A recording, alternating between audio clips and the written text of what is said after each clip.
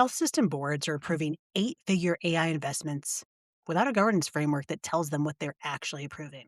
They're being given technology presentations. What they need are risk assessments. The difference between these two things will determine whether AI becomes a competitive advantage for their health system or their next public performance crisis.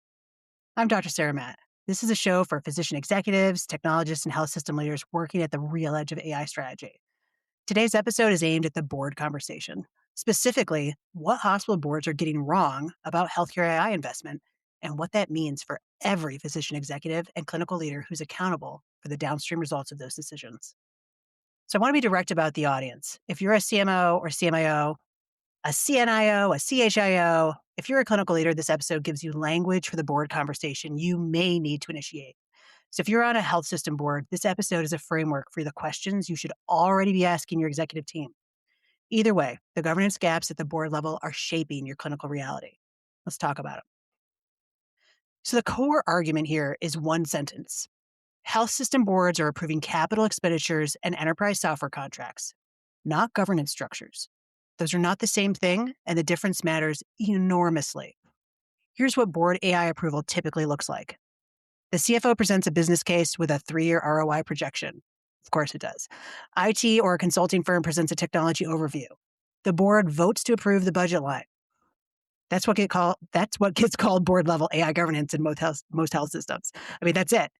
What's absent from that process is an actual governance framework that specifies who's clinically accountable for each AI deployment, what the criteria are for pausing or stopping a tool when a safety signal appears, how performance will be monitored after go live, and what the board will be told and when if something goes wrong. Boards are approving the spend. They're not approving the governance. That gap means that when a deployment underperforms or causes harm, there's no board level framework that explains what was supposed to happen.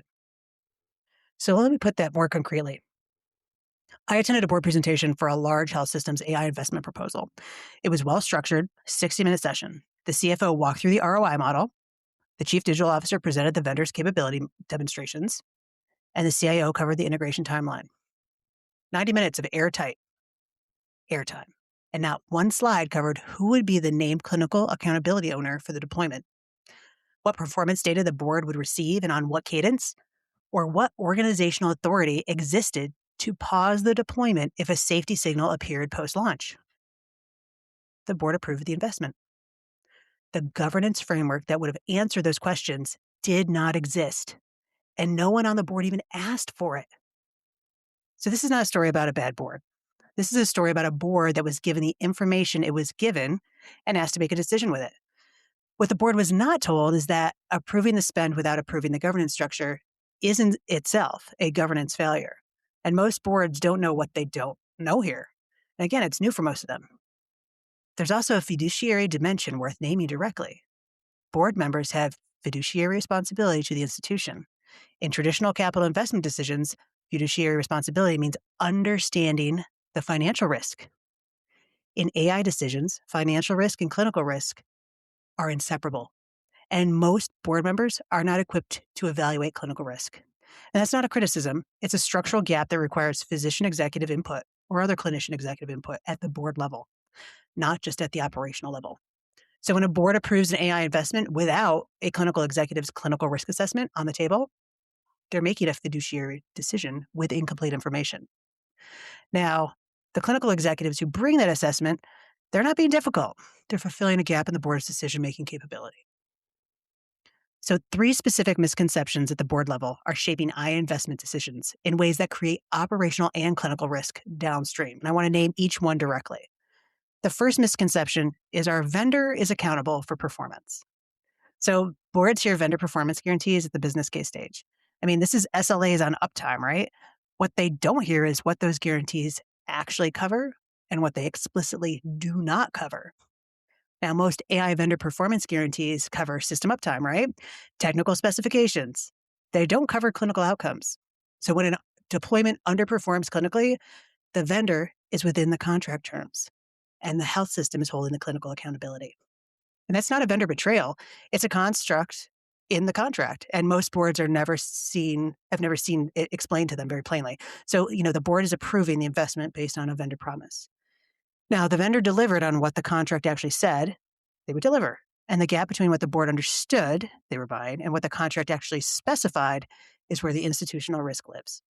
So a clinical executive who walks into a board presentation and says, I'd like to review the vendor's contract language on clinical accountability before this vote, is not slowing down a good decision. They're protecting the board from making an uninformed one. Now, the second misconception is that physician buy-in is a change management problem we can handle after launch. Insert whatever other clinicians you want there. The nurse buy-in is a change management, the PT, whatever it is. Boards see clinical staff resistance to AI tools as a communication and training problem, something to solve with education campaigns, shiny stickers, and workflow champions post-launch.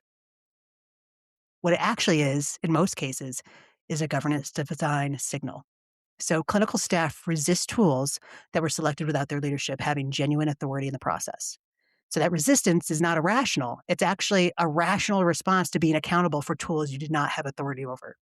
So when a clinician knows, a physician, for example, that the CMO's role in a procurement cycle was to validate a decision already made rather than to shape the decision, they trust the resulting tool less. Not because they're anti-technology, but because they know that clinical judgment was not structurally in the room when the tool was selected. Now, boards tend to treat physician, nurse, pharmacist, et cetera, resistance as a change management problem. And this will keep funding change management. And this will keep funding change management campaigns. Boards that treat physician resistance as a change management problem will keep funding change management campaigns and keep getting the same result. The structural fix is not better communication about the tool. The structural fix is genuine clinical authority in the selection process. The third misconception is our AI governance committee handles governance. First of all, that's hilarious. Most health systems have stood up maybe an AI governance committee in response to institutional pressure to have a governance structure. That's a reasonable response to real pressure. But committees are not governance. A committee that meets quarterly to review vendor performance reports, that's not the same thing as named clinical accountability, defined stopping criteria, and explicit authority to halt a deployment, for example. A committee can recommend, a committee can advise, a committee cannot by its nature act with the speed that a clinical safety signal sometimes requires. So boards that equate committee existence with governance adequacy are significantly underestimating their institutional risk. So the question to ask is not, do we have a committee? Heaven help me. The question is, who has the named authority to stop a deployment if a safety signal appears? And can they act without calling a committee meeting first? So what boards should actually be asking their executive teams? There's 6 questions. So if your board asks these before every AI investment approval, the quality of AI governance in your health system would improve immediately. So I'm going to give them to you in the order I think they matter most. Question 1, who's the name clinical executive accountable for this deployment and what is the scope of their authority? Not the CMO's office, a specific person by name with a defined authority scope. If the answer is a committee, ask again. Committees advise. A deployment needs an accountable individual whose professional standing is connected to the outcomes, because that connection is what ensures the monitoring and governance actually get done. Question 2. What are the criteria for stopping or pausing this tool after deployment, and who has the organizational authority to act on those criteria? This needs to be in the actual deployment plan before the board approves the budget, not defined after a problem occurs. The criteria for stopping deployment are always easier to find before you're in the middle of a vendor relationship, a capital investment, and organizational momentum behind expansion.